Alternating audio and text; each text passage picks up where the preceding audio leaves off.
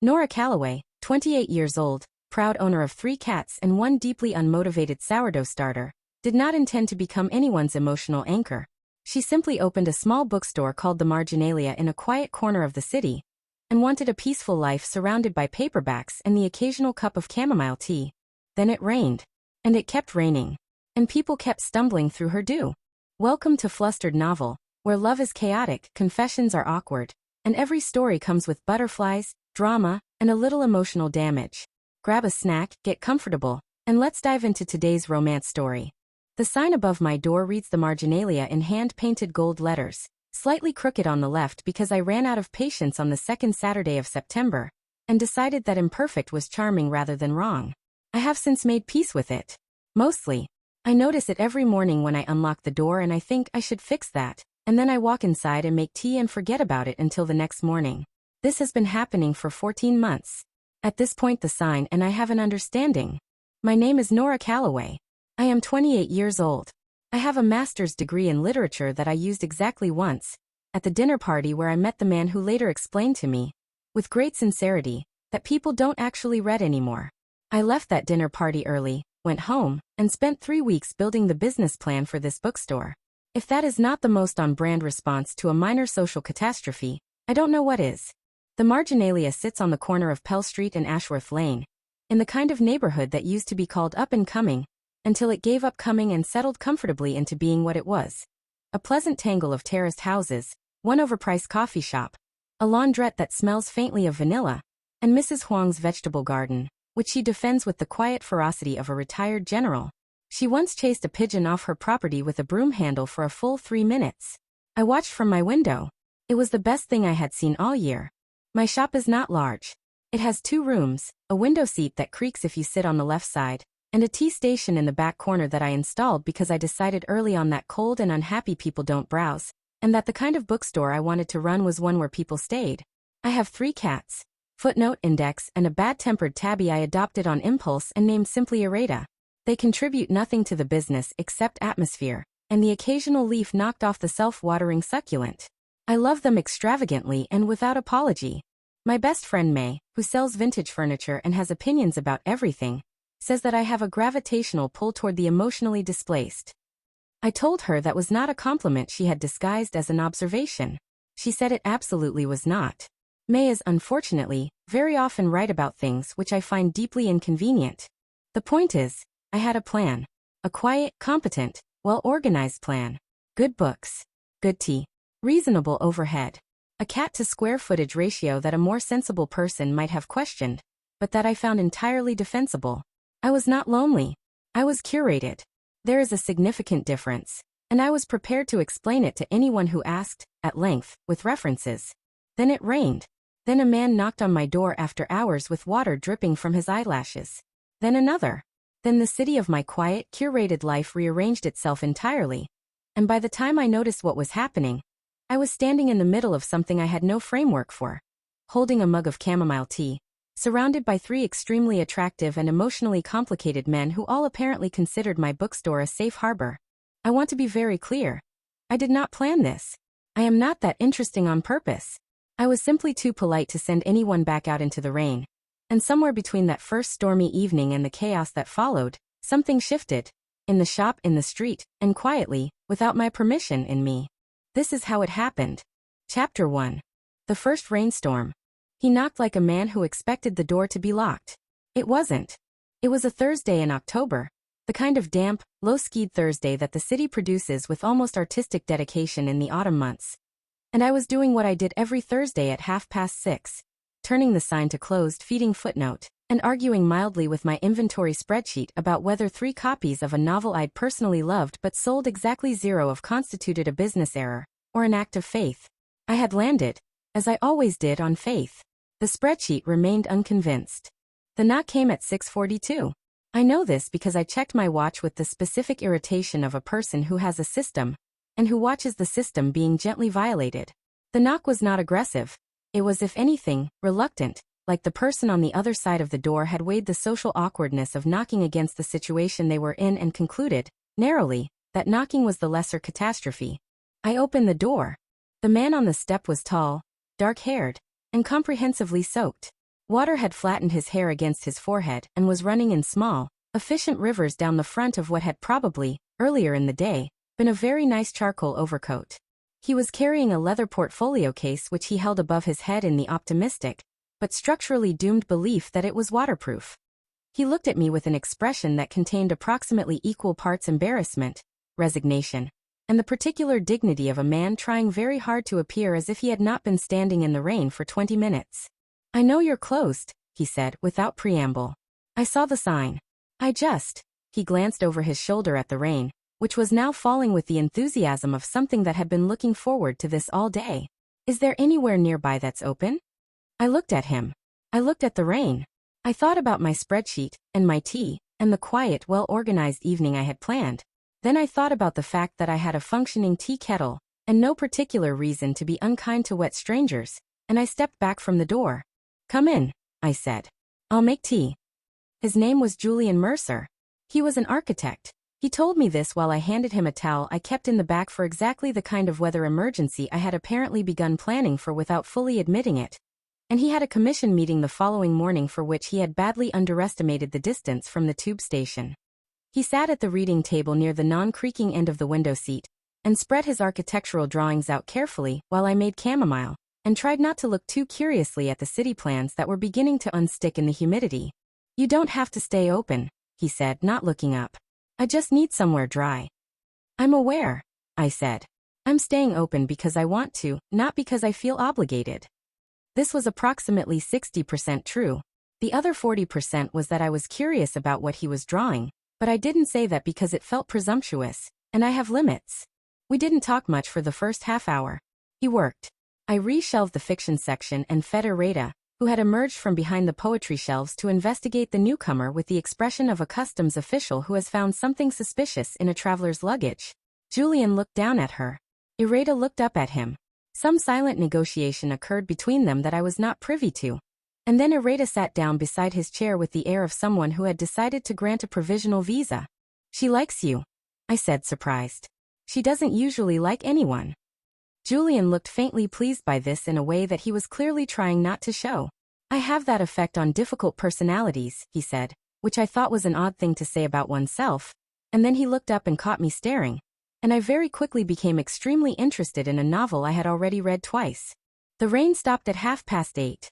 He gathered his drawings carefully, thanked me twice, once at the table and once at the door, which I found somehow endearing, and paid for the tea even though I hadn't charged him anything, leaving a folded note under his mug that said simply for the hospitality, and contained a 10-pound note I found 20 minutes later.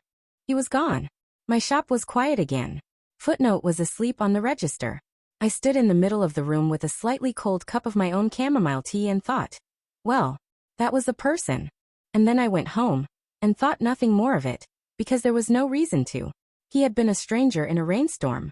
That was all. That was entirely all. He came back the following Tuesday. Without rain. Chapter 2. The chef in the pastry section. He arrived bearing a macaron and a catastrophe. The macaron was better. Julian came back on Tuesday with the specific nonchalance of someone who has prepared an explanation, and then decided not to use it. He browsed for 40 minutes, genuinely browsed. I watched. He was looking at the spines, and then bought a book on the history of urban planning that I had shelved under architecture/related, and of which I had exactly one copy left. He paid, said same tea as before if you're offering. And I was inexplicably offering, and that was how Julian Mercer became a regular before I had consciously decided to encourage it. He came in on Tuesdays and sometimes Thursdays. He sat at the same table. Ireda claimed his chair as a secondary territory and sulked whenever he was late. I told him this was not my doing, and he said he found it very encouraging. And I decided to treat this as a personality quirk rather than something to examine closely. It was on a Wednesday in November, a full 3 weeks after the first rainstorm, that the second incident occurred. I say incident, because that is the most neutral word available to me, and I am trying, in the retelling, to be fair to myself. I had a small display table at the front of the shop near the window that I used for seasonal arrangements. Books grouped by theme or mood rather than genre, because I believed that readers often didn't know what they wanted until they saw it framed correctly. November's arrangement was books about warmth, books about food, books about the particular melancholy of the season that is somehow also cozy if you allow it. It was, I thought, a very tasteful table. The man came in at noon, which was unusual because most of my regulars came in after work, and he was not browsing with the distracted quality of someone looking for a gift. He was looking at my food section with the focused intensity of a professional who has spotted something technically wrong on a menu. He was, I noticed, also carrying a paper bag from the bakery 2 streets over, and was eating a pastry with the absent-minded dedication of someone for whom food is less pleasure than reflex. "The escoffier is shelved wrong," he said, without introduction. He said it the way people say things they've been thinking for longer than the conversation has existed, like he'd been composing the sentence since he walked through the door. I looked at him.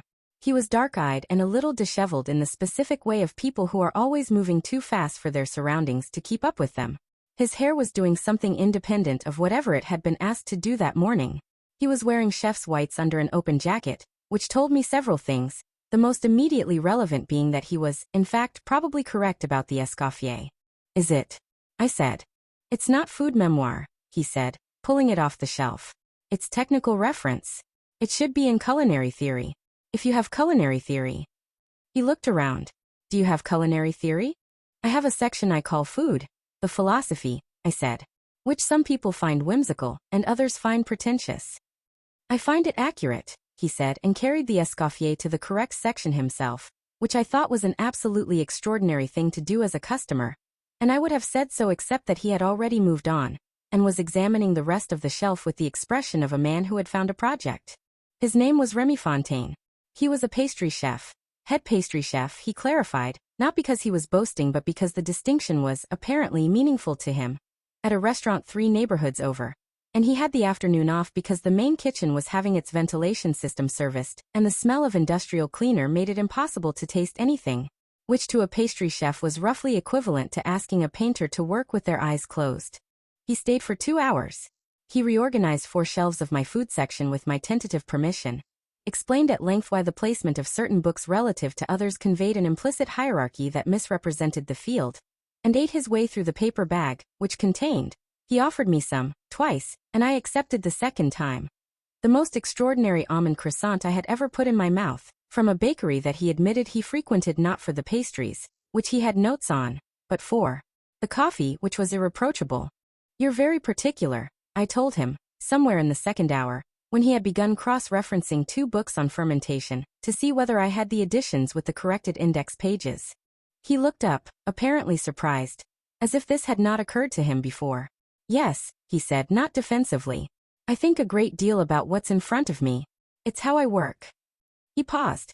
"Is that annoying?" "Not here," I said, and meant it, because in a bookshop, caring about the arrangement of things was not a character flaw. It was practically a qualification. He smiled at that. A real one, slightly startled, like he hadn't expected to be understood, and I noticed it, filed it somewhere unhelpful, and went back to my inventory. He left at 2:30 with 3 books and the promise, entirely self-issued, to bring better pastries next time. May called that evening. "You sound different," she said, which was her most infuriating greeting. "I'm the same," I said. She said, which she knew I found more provoking than an argument. I told her about Remy. I described it as a standard customer interaction with an unusual degree of engagement. I believe I was entirely convincing. May listened without interrupting, which was unlike her, and when I finished she said, "Nora, how many men are currently using your shop as a retreat from their actual lives?" 1.5, I said. "Julian is a regular. Remy was a first visit." "That's how it starts," May said ominously and rang off, and I spent the rest of the evening being annoyed at her for implying a pattern when clearly there was no pattern. Just weather and coincidence, and a well-located bookshop with good tea. Chapter 3. A Conspiracy of Weather. By the third storm, I began to suspect the clouds had my address. Remy came back. Of course Remy came back. He came back 4 days later with a box of financiers he had made himself, and which he presented with the disclaimer that they were an experiment, not a finished product, and which were, in fact, extraordinary. I ate 3 before I'd properly registered that I was doing it, and he watched me with the quiet attention of someone whose entire professional life was measured in other people's expressions mid-bite. "Well," he said. "The cardamom is surprising," I said. "In a good way. A good surprising." He pulled out a small notebook and wrote something. I did not ask what. The sort of person who carries a notebook for professional observations is the sort of person whose notes are not your business unless offered. And I have always found unsolicited curiosity to be the social equivalent of reading over someone's shoulder on the tube. Remy took the same table Julian used on Tuesdays. This worked logistically because Remy came on Wednesdays and Fridays, but it did create a mild scheduling tension in my head that I had not previously had to manage. Julian, arriving the following Tuesday and finding the table occupied by a stranger eating a financier, had looked at me with an expression that I interpreted as mild inquiry and which, in retrospect, contained more layers than I appreciated at the time. "New regular?" he said, settling into the window seat at the other end. "Customer," I corrected, which was technically true and which satisfied no one, including me. Julian glanced at Remy, who was annotating a cookbook with small, precise pencil marks. Remy glanced at Julian, who was unrolling an architectural drawing with the careful deliberateness of a person who has learned not to rush things that crease. Neither of them said anything to the other. Footnote sat between them on the windowsill, looking from one to the other with the composure of a referee who has seen this game before. I made tea for both of them and tried very hard to feel like this was a normal afternoon in a normal bookshop. The third rainstorm happened on a Friday in late November that began without warning. The forecast had said overcast with the confidence of someone who has never actually looked out a window, and arrived instead as a proper downpour by 3 in the afternoon. I was expecting Remy, who appeared at 2:30 with an umbrella that had already given up the ghost on 2 of its spokes, and which he held with the stoic resignation of a man who has decided that optimism has its limits. What I was not expecting was the second person. He came in 3 minutes after Remy, having apparently made the same calculation about shelter, and arrived at the same building. He was blonde, broadly built in the way of someone who spends a great deal of time outdoors and not in a decorative way, and he was carrying a waterproof duffel bag with the logo of a Marine Research Institute embroidered on the side. He stopped just inside the door, dripping, looked around the shop with frank surprise, the kind of surprise that meant he had expected a cafe and arrived somewhere better, and then noticed Remy, who was already at the table, and said, "Sorry, is this a bookshop?" I confirmed. "Combien? I'll get a towel." His name was Sebastian Cole. He was in the middle of a 3-week research stint at a university laboratory 2 streets over, working on something involving deep-sea bioluminescence that he began explaining to me with the enthusiasm of a man who has been surrounded by specialists for too long, and is delighted to find a civilian who will listen. I am, constitutionally, a person who listens. This is both one of my greatest strengths and, as May has pointed out, the reason I end up knowing the detailed life histories of people I meet at bus stops.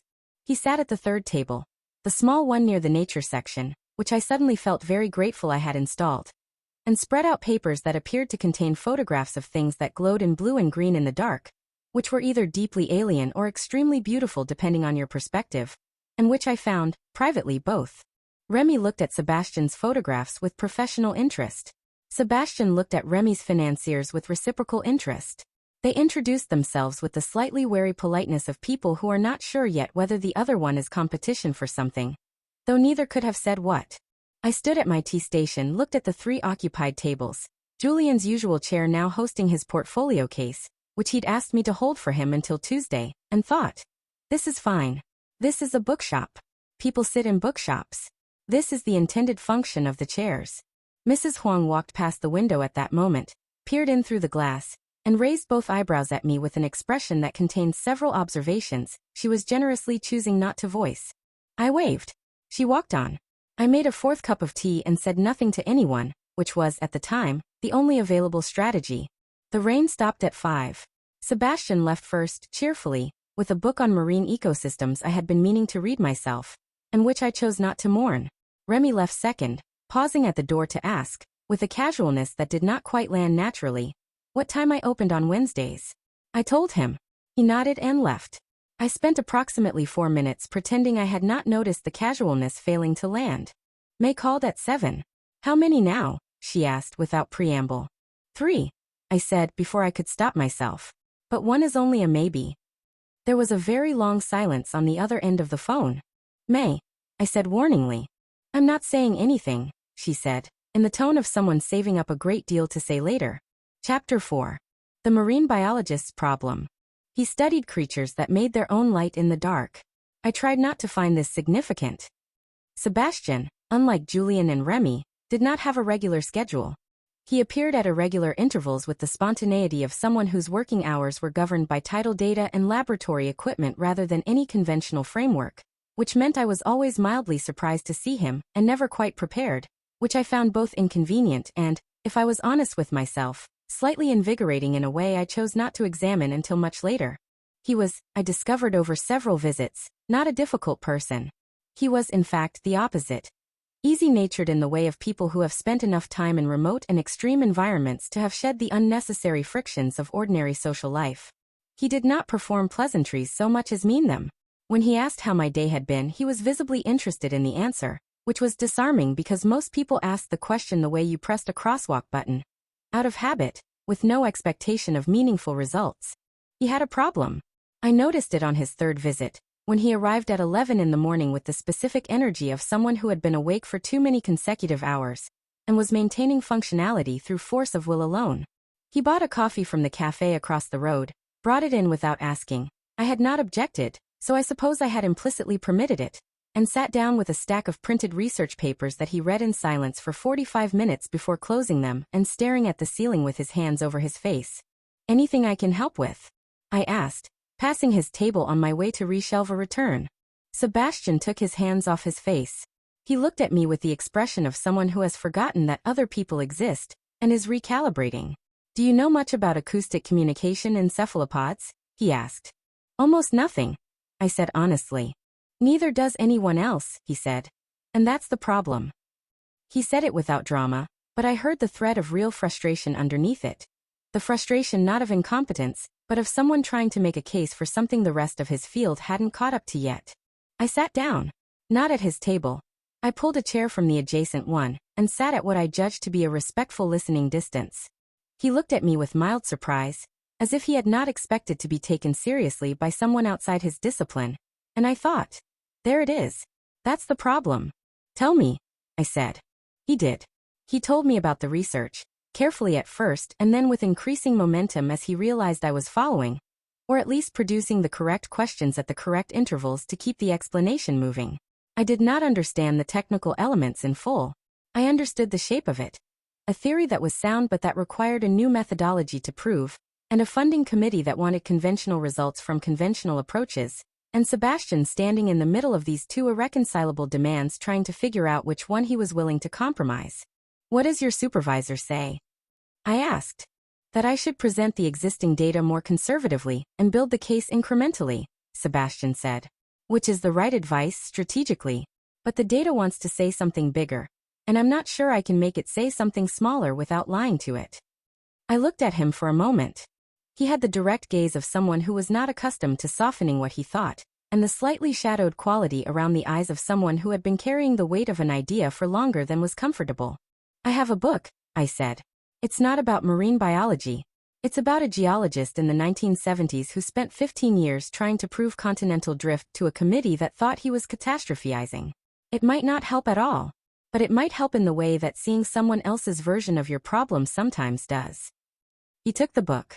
He paid for it immediately, before I'd even finished the recommendation, which I found, and this is perhaps not the most professional assessment, rather endearing. He came back the following week and left the book on my counter with a post-it note on the front page that said, "This helped. Thank you. S." Then he bought 2 more books, drank his outside coffee, and spent 2 hours in apparently productive silence reading one of them cover to cover. Julian arrived at his usual time that Tuesday and found Sebastian in the window seat. Julian looked at Sebastian. Sebastian looked at Julian. Footnote looked at both of them with the resigned air of a cat who has accepted that its napping real estate is being commodified. "There's a third table," I called from the back. "I see it," Julian said pleasantly and took it, and proceeded to make notes on his drawings with the focused composure of someone who was not remotely bothered and who I absolutely did not believe. By December, the 3 of them had a loose rotating presence in my shop that I had ceased to describe as coincidental, and had not yet developed the vocabulary to describe as anything else. They didn't always overlap. When they did, they were civil, occasionally more than civil. Remy had, at some point, given Sebastian a box of salted caramel tartlets and received in return a very detailed explanation of a phenomenon called marine snow, which Remy apparently found fascinating enough to mention on 2 subsequent visits. Julian had lent Sebastian a mechanical pencil when Sebastian's had run out, and Sebastian had returned it with a faint seawater smell that Julian noted without apparent complaint. They were, I thought, becoming something. I was not sure what. I was not sure what I was in it, either. I was, primarily, making a lot of tea. Chapter 5. May issues a formal warning. She sat me down and used her serious voice. I knew I was in trouble. May arrived on a Saturday in December with a cinnamon roll from the overpriced coffee shop, and the expression of a woman who has been composing a speech since October, and has finally cleared her schedule to deliver it. She sat down at the center table, Sebastian's table, by default, though I did not tell her that, put the cinnamon roll between us as a neutral offering, and looked at me with the steady, affectionate intensity she reserved for moments she considered important. I need you to tell me plainly what is happening, she said. With what? I said, which was cowardly of me because I knew perfectly well. May gave me the look. The one that communicated, without words, that she had been my friend for 11 years, and that she had seen every version of my deflections and found them all, individually and collectively, transparent.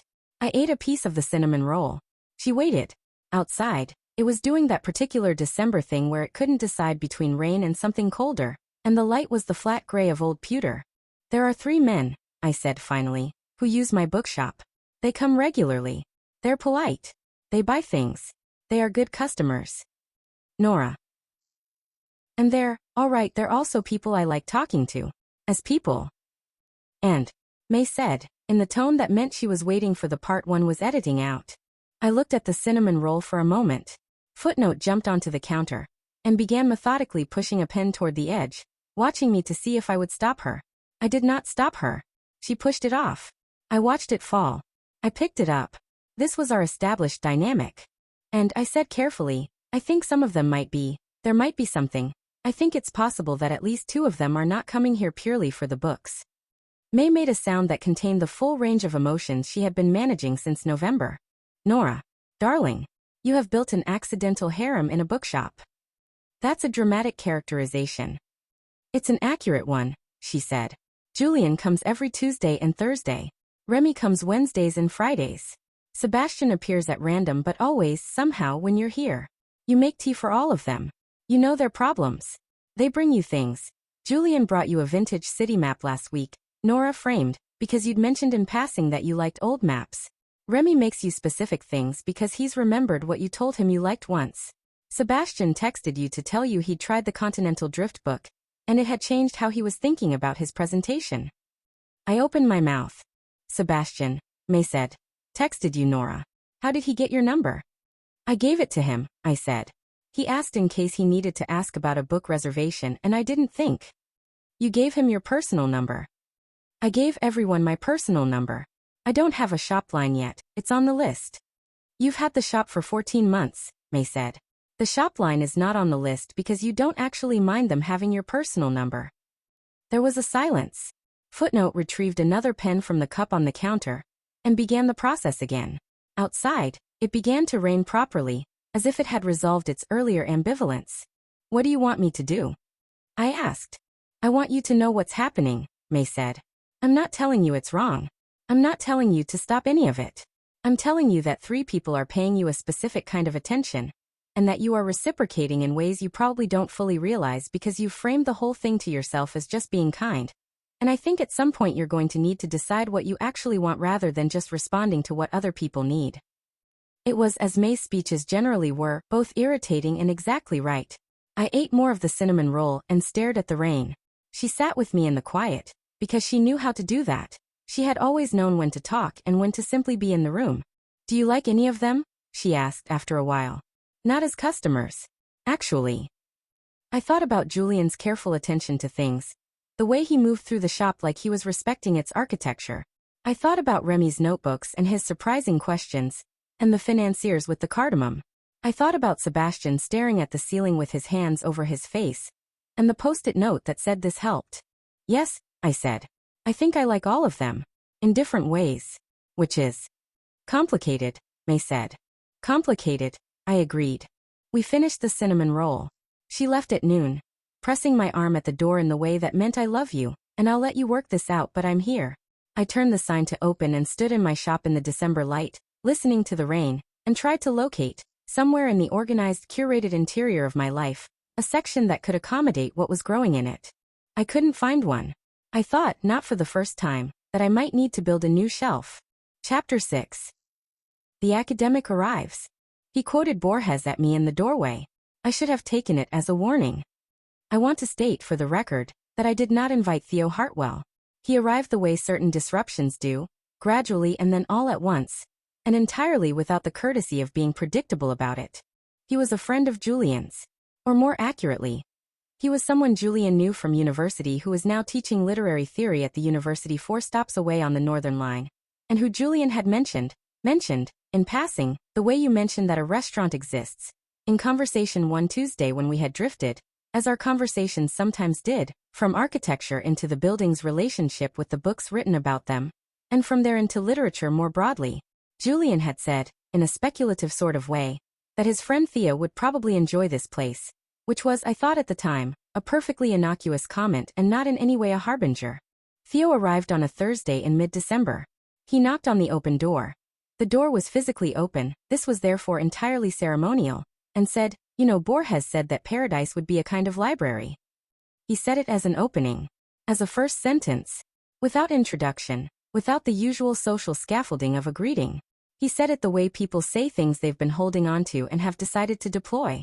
I looked at him over the top of the book I was cataloging. He was perhaps 35, angular in the way of people who have lived primarily in their heads and gotten away with it, wearing the kind of glasses that are technically for vision, but have also become an aesthetic commitment, and carrying a tote bag so full of books that it listed noticeably to the left. Borges also said that doubt is one of the names of intelligence, I said, which might be a more useful starting point for a first conversation with a stranger. He looked at me. Something in his expression shifted, from the particular confidence of someone who expects an appreciative audience to something more genuine and more interested. "Julian said you were sharp," he said. "Julian is diplomatic," I said. "Can I help you find something?" Theo Hartwell, it emerged, had come not primarily to browse but because he had a reading group, 14 graduate students and 2 auditors who met every other Thursday, and he had run out of space to hold it in his flat, which was apparently a narrow Victorian terrace that he shared with more books than furniture, and which could not comfortably accommodate 16 people even if they stood. He had been looking for a venue. He had heard about the Marginalia from Julian. He wondered, with an academic's combination of confidence and genuine uncertainty, whether I might consider. I looked around my shop.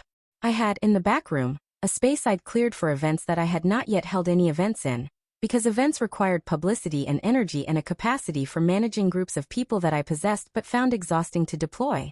The back room had 12 chairs, a whiteboard I had optimistically installed, and a dedicated kettle. "Every other Thursday," I said. "What do you read?" "Contemporary fiction, primarily. Some theory. Whatever the group decides." He paused. "We're very good at discussing things. We're not always good at being quiet while we do it." "I'll provide tea," I said. "You manage the volume." He smiled. Properly, not the managed smile of someone making a transaction. "Done," he said. The reading group was a revelation. They arrived in a cheerful, complicated mass the following Thursday, and filled the back room with the particular energy of people who take ideas seriously, and enjoy arguing about them, and Theo chaired it with the fluid authority of someone who has learned to let a conversation go where it needs to go and redirect it only when it was about to fall off a cliff. I sat in the back of the room, not officially part of it, and listened while I restocked shelves in the adjacent space, and found myself pulled into the discussion 3 times without quite deciding to enter it. The 3rd time, I had apparently said something about the use of unreliable narration in the novel they were reading that caused a small silence in the room, and Theo had looked at me over his glasses with an expression that I diagnosed, correctly, as professional interest and said, "You should sit down, you know. You're more engaged than half the room." "I'm working," I said. "You can work and sit," he said. "That chair's empty." I sat down. I did not leave until the end of the session. I contributed 4 more observations, and one which I thought was probably obvious and turned out to not be, based on the response. When they all filed out, Theo was the last to leave, and he stood at the door of the back room with his impossible tote bag and said, in a tone that was deliberately light, "Same time in 2 weeks?" "Same time in 2 weeks," I said. He left. I stood in the back room surrounded by 14 chairs and the ghost of a very good argument about narrative perspective, and I thought, May is never going to let me live this down. She called at 10 that night. "Julian told Theo about your shop," she said, skipping greeting entirely. "Yes," I said. "And Theo came in." "Yes. And now he's doing a reading group there." "Bi-weekly?" "Yes." There was a pause. "Nora, May said slowly. Are you collecting academics now as well? He has a group, I said. 14 students. It's good for business. Sure, May said, in a tone that had entirely stopped pretending to be about business. That's definitely what it is. Chapter 7. The night everything collapsed. They all arrived at once. The universe, apparently, had a sense of timing. The collision happened on a Friday evening in January that I will remember with extraordinary clarity for the rest of my life, partly because it was genuinely chaotic and partly because Mrs. Huang witnessed the entire thing from the pavement and described it back to me in 4 separate installments over the following week, each with slightly more editorial commentary than the last. It had been a reasonable day. Reasonably busy, reasonably productive. I had sold a complete set of someone's favorite childhood series to a man buying them for his daughter, which was the kind of transaction that made the job feel purposeful rather than just functional. I had reorganized the travel section, argued with the boiler, and eaten a sandwich at my desk at 2 o'clock. Remy had been in from noon to 2 and left a bag of orange blossom madeleines on my counter as a gift rather than a sample, which was a distinction he had apparently decided to make, though I wasn't sure when or why. At 5:30, the door opened and Sebastian came in. He was early, earlier than his usual drift, and he looked, for the first time since I'd known him, genuinely rattled. Not catastrophically so, but in the specific way of someone who has received news that doesn't fit neatly into any of their existing categories. The committee approved it, he said from the doorway. It took me a moment. Then I understood. The research. The methodology. The thing he'd spent 3 months fighting for with the patience of someone who wasn't sure the patience would work. The full proposal? I said. The full proposal, he confirmed, and his voice had a quality in it I hadn't heard before. A compressed delight that hadn't quite found the right size for itself yet, like it needed the right container. I thought I wanted to, he stopped. He looked at me. I wanted to tell you first. There was a warmth in my chest that I noted and did not pursue. That's wonderful, I said. Genuinely. Sit down. I'll make tea. He sat. I made tea. We were 5 minutes into a conversation about what the approval meant for the next phase of the research when the door opened again and Julian came in, which was unusual because Fridays were not his day. He was carrying his portfolio, and had the expression of someone who has had a very long Thursday that has continued into Friday without pause. He stopped when he saw Sebastian. Sebastian looked up. The particular quality of the silence that followed was one I had learned, over the preceding months, to read. It was not hostile, it was navigating. I can come back, Julian said to me. You don't have to, I said. There's a table free. Julian sat. I brought him tea without asking. He thanked me without looking up from his drawings, which he had spread out with the focused restraint of a man who was being very careful not to impose. At 6:15, precisely, the door opened again. Remy, also not a Friday person. He appeared to have come back for a book he'd left earlier in the week, a fermentation text he'd put behind the counter, and he stood in the doorway with the book in his hand and took in the room. Sebastian at one table, Julian at another, me behind the counter, and the atmosphere of approximately 4 different currents running under the surface of a very quiet bookshop. He looked at me. I looked at him. He looked at Julian, then Sebastian, then back at me, and his expression went through several very rapid phases that I read as recognition, recalibration, and then a careful settling into something that was either equanimity or its excellent impression. I'll stay for tea, he said, and sat at the third table, and I thought, of course you will, of course you all will, this is apparently what we do now. It might have been all right. They were all individually reasonable people and collectively had demonstrated a capacity for coexistence. Except that Theo arrived at 6:30 for what I had assumed was a solo visit to return a book and found, instead, the assembled cast of my accidental domestic arrangement arranged in a triangle around my shop like points on a compass. Theo stood in the doorway for a moment. He looked at me. He looked at Julian, who had introduced them. He looked at Remy and Sebastian, who he knew only as the recurring men in the bookshop who sometimes occupied his preferred chair. And then he looked back at me with the expression of an academic who has been presented with a phenomenon he finds both unprecedented and professionally extremely interesting. I'm interrupting something, he said, in a tone that was half question, half observation. You're not, I said, which was true and also not the whole truth. Right, he said, and sat down at a fourth table I had not actually designated as a table, more as a surface for overflow stock, and put his tote bag down with a thump that dislodged 3 paperbacks from the precarious stack beside it. The 5 of us, me and 4 people I had, in retrospect, been collecting without a collection policy, Sat in my bookshop on a January Friday while the street outside went dark and the rain started again. And for 20 minutes nobody said anything beyond the basic courtesies of people sharing a space. Then Sebastian mentioned the committee approval. Remy congratulated him with the warmth of someone who had been told about the research in detail over several visits. Julian asked a technical question about the methodology with the focused curiosity of someone who had also been listening, apparently more closely than I had realized. Theo set down his book and joined the conversation from an angle I hadn't expected, asking about the epistemological implications of what Sebastian was trying to prove. And there, in the middle of my shop, surrounded by the people who had drifted in on rainstorms and stayed because I had not known how to ask them to leave and then had not wanted to, something fell into place that I had been constructing without a blueprint. The shape of something that worked, that fit, that was, against all reasonable expectation, exactly the right size for the room. I stood at my tea station and watched them talk and thought, oh, not about any one of them. About all of it.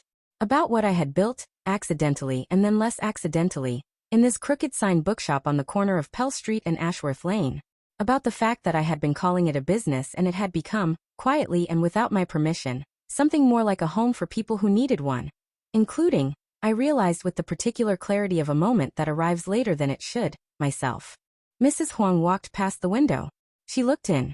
She saw 4 men and 1 woman in a bookshop, talking, lit from inside like something from a painting she hadn't expected to find on a January street. She later told me it was the nicest thing she'd seen on Pell Street in 11 years. She said this without irony, which from Mrs. Huang was equivalent to a standing ovation. Chapter 8. What Nora wants. May told me to make a decision. So I made one. Several, actually. May came to see me the Monday after what I had begun, privately, to call the Friday, which was perhaps more dramatic than was warranted, but which felt accurate. She arrived without the diplomatic cinnamon roll this time, which told me she considered this a conversation that did not require softening, and sat down at the center table with her coat still on and her hands folded in front of her like a person who has prepared an agenda. Talk to me, she said. I told her about Friday. All of it.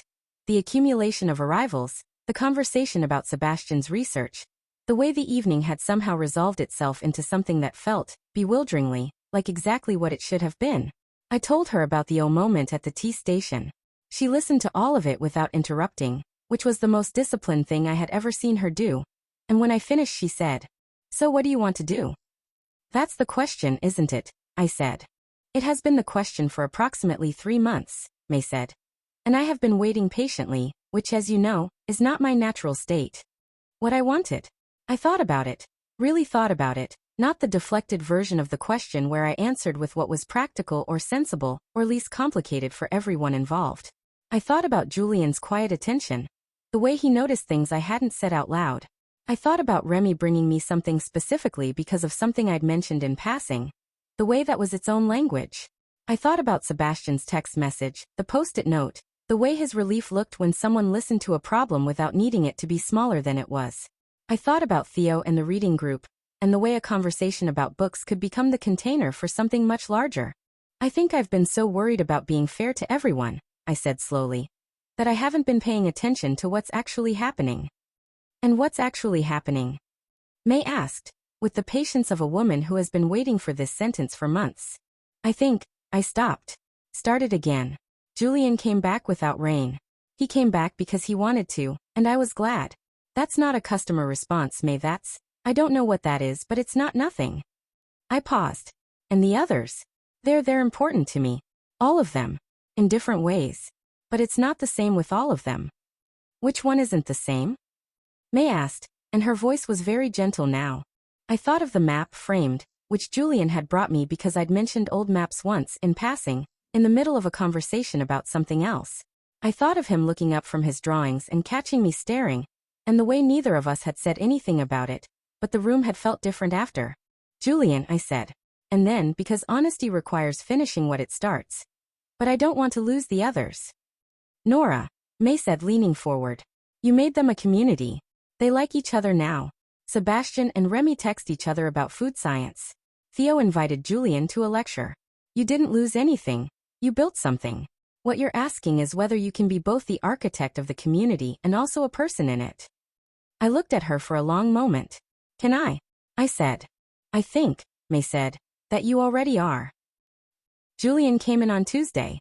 He was early, which was new. He had coffee from outside, 2 cups. He set one on my counter without comment, without making it an offering that required a response, just placed it there the way you place something down for someone you're certain of. I looked at the coffee. I looked at him. He was setting up at his usual table with the map spread out, a different section of the city than usual. And for a moment we were both just in the room together in the Tuesday morning quiet, the kind of quiet that has weight to it, comfortable weight, the kind that means you don't have to fill it. The sign above your door is crooked, he said, without looking up. I know, I said. Do you want me to fix it? I thought about it. I thought about the morning ritual of noticing it and not fixing it, and what that had become. A kind of daily acknowledgement that some things were imperfect and that was, finally, all right. No, I said. I think I like it now. He looked up at that. And there was something in his expression, something that had been carefully held for several months and had quietly decided, this morning, to stop hiding. And I thought, oh, there it is. There it has been the whole time. Me too, he said quietly, and he was not talking about the sign. I picked up the coffee he'd brought me. It was still warm.